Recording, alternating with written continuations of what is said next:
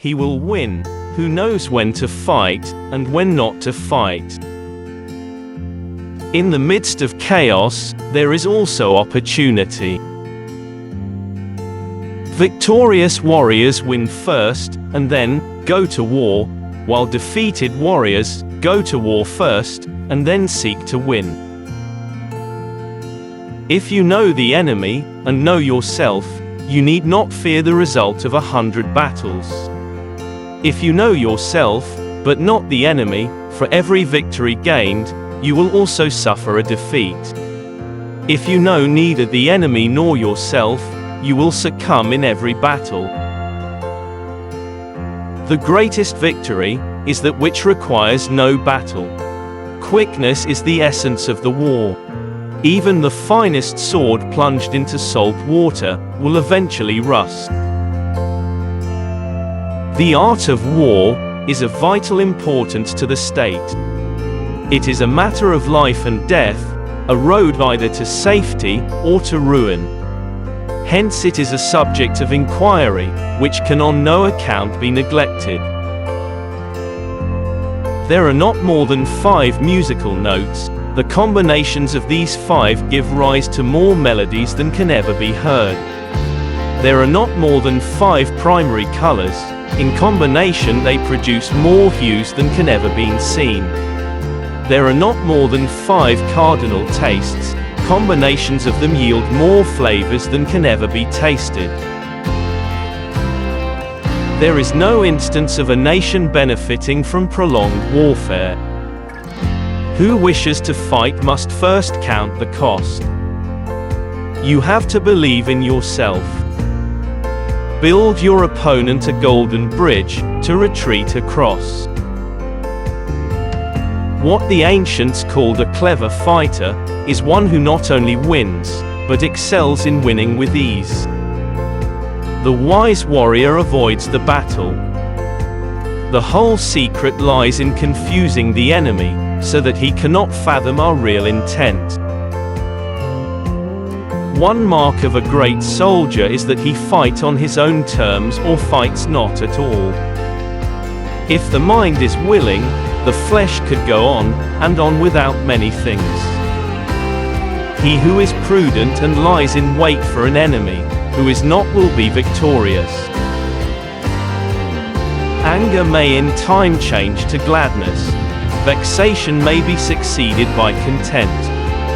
But a kingdom that has once been destroyed can never come again into being, nor can the dead ever be brought back to life. There are roads which must not be followed, armies which must not be attacked, towns which must not be besieged, positions which must not be contested, commands of the sovereign which must not be obeyed. Attack is the secret of defense. Defense is the planning of an attack. Great results can be achieved with small forces. Opportunities multiply as they are seized. If quick, I survive.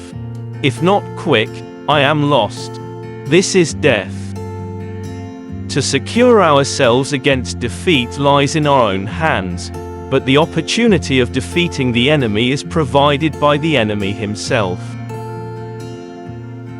Bravery without forethought causes a man to fight blindly and desperately like a mad bull. Such an opponent must not be encountered with brute force, but may be lured into an ambush and slain. Wheels of justice grind slow but grind fine. Never venture, never win.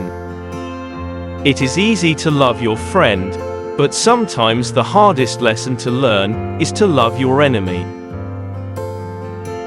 Be where your enemy is not. Who does not know the evils of war cannot appreciate its benefits. In battle, there are not more than 2 methods of attack, the direct and the indirect. Yet these 2 in combination give rise to an endless series of maneuvers. Plan for what it is difficult while it is easy. Do what is great while it is small. The opportunity of defeating the enemy is provided by the enemy himself.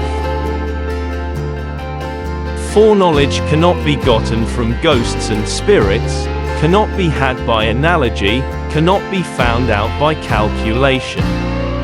It must be obtained from people who know the conditions of the enemy. If you fight with all your might, there is a chance of life, whereas death is certain if you cling to your corner. Do not swallow bait offered by the enemy.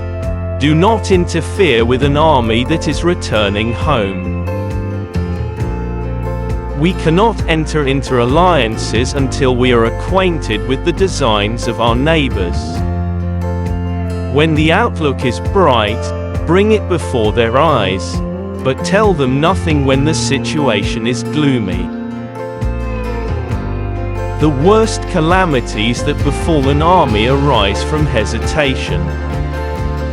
If there is disturbance in the camp, the general's authority is weak. When general is skillful in attack whose opponent does not know what to defend, and he is skillful in defense whose opponent does not know what to attack. Skill at making the enemy move by creating a situation to which he must conform. They entice him with something he is certain to take, and with laws of ostensible profit they await him in strength. Energy may be likened to the bending of a crossbow, decision to the releasing of a trigger.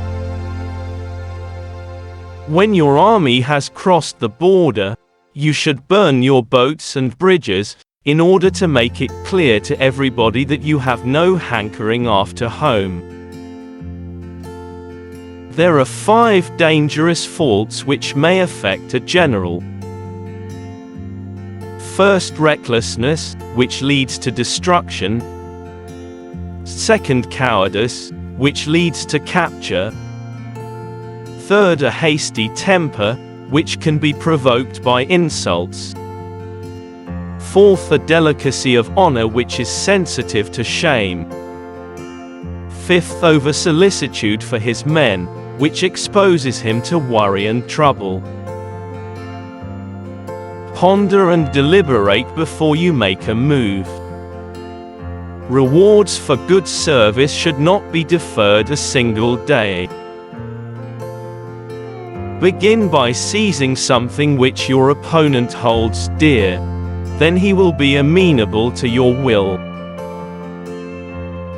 If words of command are not clear and distinct, if orders are not thoroughly understood, then the general is to blame.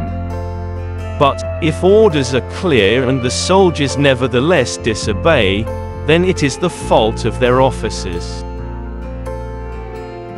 If his forces are united, separate them. Move not unless you see an advantage.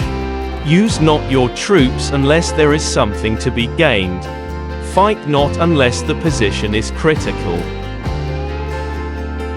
The general who advances without coveting fame and retreats without fearing disgrace, whose only thought is to protect his country and do good service for his sovereign, is the jewel of the kingdom.